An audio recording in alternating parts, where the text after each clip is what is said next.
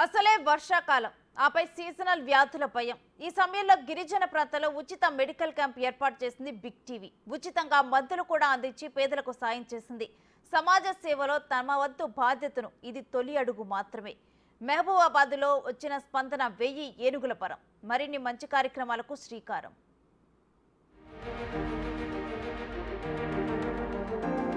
ఎవ్వరూ చేయని సాహసం చేసిన బిగ్ టీవీ.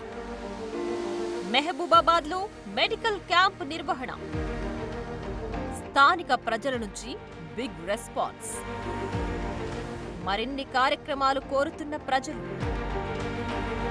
బిగ్ టీవీ సాహసంపై ప్రశంసల వర్షం. బిగ్ టీవీ వారికి అభినందనలు తెలియజేస్తున్నాను. బిగ్ టీవీ ఆధ్వర్యంలో మెగా హెల్త్ క్యాంప్ నిర్వహించడం చాలా హర్షణీయం.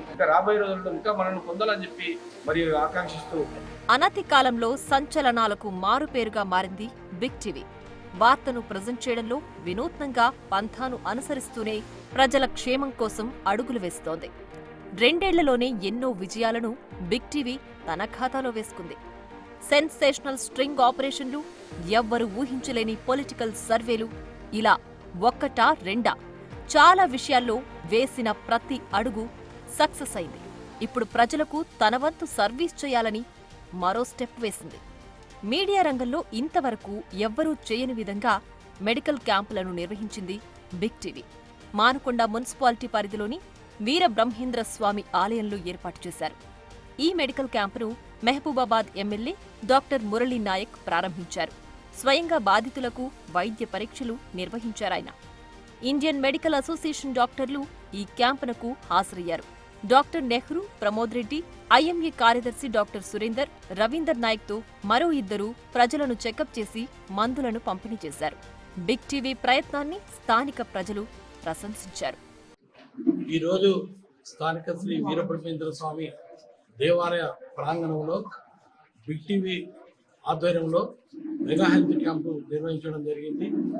మరి ఈ యొక్క మెగా క్యాంపుకు మహబూబాబాద్లో ఉన్న డాక్టర్స్ అందరూ కూడా వచ్చి ఈ యొక్క మెగా క్యాంపులో చాలామంది కూడా టెస్టులు చేసి వాళ్ళందరికీ కూడా మెడిసిన్స్ అవి కూడా ఇవ్వడం జరిగింది.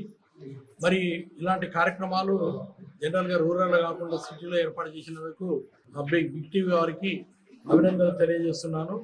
ఫ్యూచర్లో ఇంకా మంచి మంచి కార్యక్రమాలు చేయాలని చెప్పి కోరుకుంటూ ఈ యొక్క బిగ్ టీవీ వారికి ధన్యవాదాలు తెలియజేస్తూ.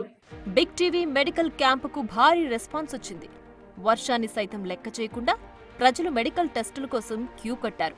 వైద్య పరీక్షలకు వచ్చిన వారిలో ఎక్కువ మంది జ్వరాలు, ఒళ్ళు నొప్పులతోనే ఇబ్బంది పడుతున్నట్లు అధికారులు గుర్తించారు. అయితే ఇవి వర్షాకాలంలో వచ్చే సీజనల్ వ్యాధులేనని భయపడాల్సిన అవసరం లేదని ధైర్యం చెబుతూ డాక్టర్లు మెడిసిన్ ఇచ్చారు. ఇక బీపీ, షుగర్తో బాధపడుతున్న వారు కూడా హాజరయ్యారు.